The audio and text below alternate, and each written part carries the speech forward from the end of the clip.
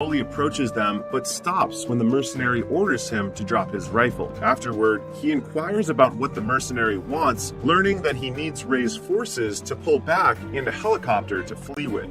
Ray orders his teammate to hold fire while negotiating a deal with the mercenary. And a helicopter to flee with. Ray orders his teammate to hold fire while negotiating a deal with the mercenary. And a helicopter to flee with. Ray orders his teammate. This leads Ray and his troops to a successful rescue operation as they get their target hostage secured from the mercenaries. After that, the U.S. military aircraft transports them to Aviano Air Base in Italy, where the U.S. Air Force has permitted them to spend their vacation anywhere inside the country. Since that is the case, Ray feels happy to be able to reunite with his wife, Gina Garrison, who is waiting for his arrival on their base.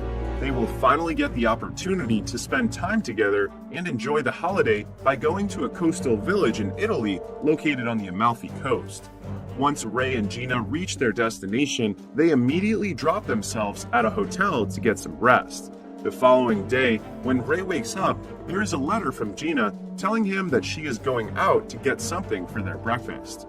While waiting for Gina to return, he goes to take a bath when suddenly 2 mercenaries appear from within the room and abduct him. Soon after, Ray discovers he is being held captive by a bunch of mercenaries while strapped to a chair. Martin Axe, the leader of the group, eventually appears in front of Ray and confronts him about the involvement of the US military in their objective to take hostages. Ray remains silent, so Martin presents him with Gina, who is also abducted by them, and presses him once more for information about who gave him the heads up to intervene in their hostage-taking in Mombosa. But Ray still refused to disclose anything, claiming he was merely following orders and had no idea who might have tipped him off. In light of this, Martin brutally murders Gina in front of him, who promises vengeance after witnessing the act. But before he can do anything, Martin already takes his life. And yet, Ray wakes up later at the Rising Spirit Technologies laboratory, where he is in an experiment led by the head scientist, Dr. Emil Harding. Harding is taken aback when Ray regains consciousness and remains stable, so he and his colleague, KT, immediately visit him. Once inside Ray's room, Harding explains to him that the US military usually lets RST take over disabled military veterans and other military patients so that the cutting-edge biotechnology here can cure them. But Ray's case is exceptional because he was the test subject of their experimental nanite technology, which brings him back from the dead. This makes him the first successfully resurrected RST human subject of the RST's Bloodshot program to have his whole bloodstream replaced with nanites. This piques Ray's interest, and he demands Harding to break down every aspect of nanotechnology for him. After showing him the operating room and saying they work on developing methods to increase the speed and strength of the military's armed forces, Harding then brings Ray to his private laboratory room and suddenly slashes his hand to demonstrate the nanites. He reveals that the nanites are helping his body recover from injuries, and it can also make him stronger. However, Harding cautions Ray that his nanites can run low, so they need to be recharged regularly to keep them from wearing out and causing him to die again. As the demonstration is over, he brings Ray to the rehabilitation center, introducing him to fellow patients like former U.S. Army Ranger Marcus Tibbs, who enhanced his sight with ocular prosthetics, and former Navy SEAL Jimmy Dalton, who engineered his feet. Even though Ray has already met KT, a female ex-swimmer for the United States Navy, Harding introduces her again, saying that KT's enhancements are her larynx and trachea, which allows her to breathe through clavicle-mounted respirations. Later at night, Ray struggles to sleep because he dreams of Gina and Martin and gets out of bed. He goes to the rehabilitation facility to work out, but stops when he sees KT taking late-night diving. They chat and both decide on having a drink to relieve themselves from trouble sleeping. While imbibing, Ray unexpectedly hears the music Martin played while killing them, and he is immediately taken back to the moment when his wife was murdered. This prompts him to leave the RST and seek revenge for Gina's death by killing Martin. He hacks into RST's system with his nanites and utilizes the information to pinpoint Martin's precise location.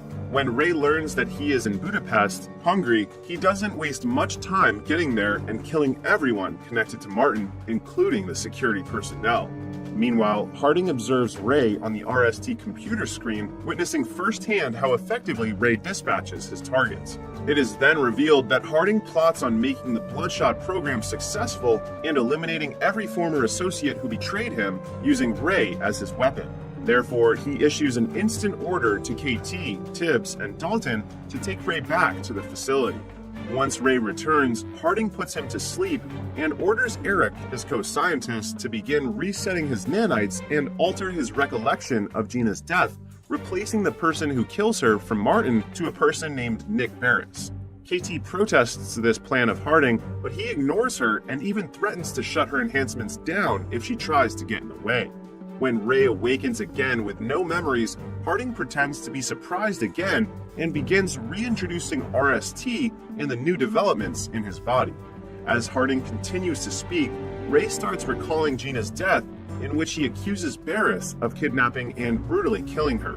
Livid, Ray leaves the RST again and follows Barris to East Sussex using his nanites. However, as Harding observes Barris's hideout via computer, he becomes suspicious seeing an unfamiliar man conversing with Barris. So he asks Eric about him and learns that he is Wilfred Wiggins, seeing an unfamiliar man conversing with Barris. So he asks Eric about him and learns that he is Wilfred, seeing an unfamiliar man conversing with Barris. So he asks Eric about him and learns that here because Barris can't stop panicking, knowing that Harding will send someone to kill him. He forces Wiggins to place an electromagnetic pulse bomb that can incapacitate Ray in the room. Wiggins then sets it in motion and hands Barris the remote, telling him to wait until the EMP bomb is fully charged before detonating it. Once Barris fully notes the instruction, he orders Wiggins to leave and return to his office. Harding immediately orders Ray to stay away from the place, but something is intercepting their signal. Meanwhile, Ray finally reaches Barris's office and starts accusing him of the murder of his wife, which makes Barris confused, explaining that he is not involved with the murder and the RST. In Mombasa, Kenya, the U.S. military, with his rebooted memory, Ray refuses to believe Barris and unhesitatingly. In Mombasa, Kenya, the U.S. military, with his rebooted memory, Ray refuses to believe Barris and unhesitatingly. In Mombasa, Kenya, the nanites shut down, breaking his connection to the RST. When Ray falls to the ground, Wiggins immediately takes him to his office, where he uses higher voltage to wake him up and make his nanites function again. Once Ray awakens, Wiggins clarifies that he is not an enemy and proves it by taking off the bonds on his hands. Seeing that Ray is persuaded, he flips the lights back on and keeps eating his noodles while introducing himself to Ray and boasting about his extraordinary coding abilities. He also makes it clear that he is under duress to work for Barris.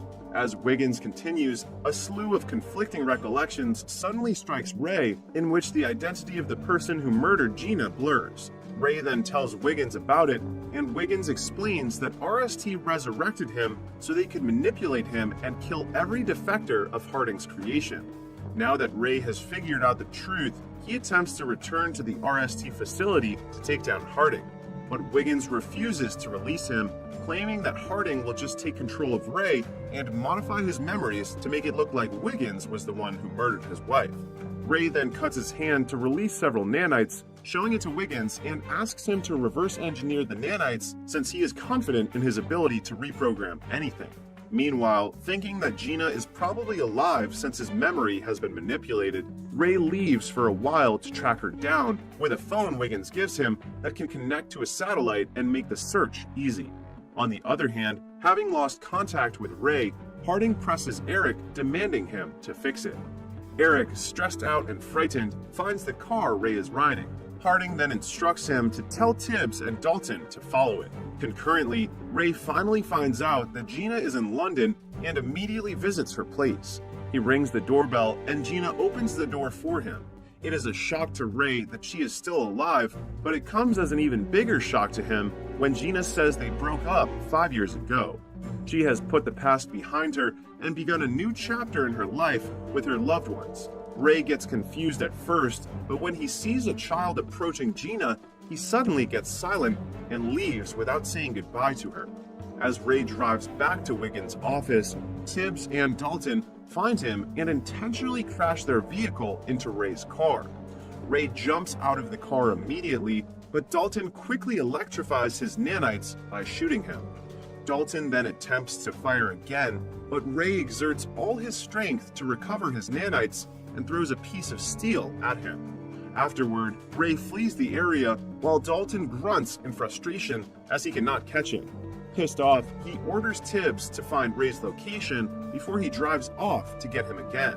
Tibbs then activates every tracker in the sky, and once he tracks him down, he signals Dalton and keeps providing pins detailing Ray's whereabouts. Dalton catches Ray on the road, but both of them are driven over by a truck, and Dalton's robotic legs break. Conversely, Ray's cybernetic upgrades keep him from ever getting hurt. Ray then rushes over to attack the vulnerable Dalton, but Tibbs thumps a jackknife across his back, rendering him unconscious. Afterward, they take Ray back to the RST laboratory to reset his nanites and modify his memories. After re-establishing contact with Ray and seizing control over him once more, Harding orders KT to capture and kill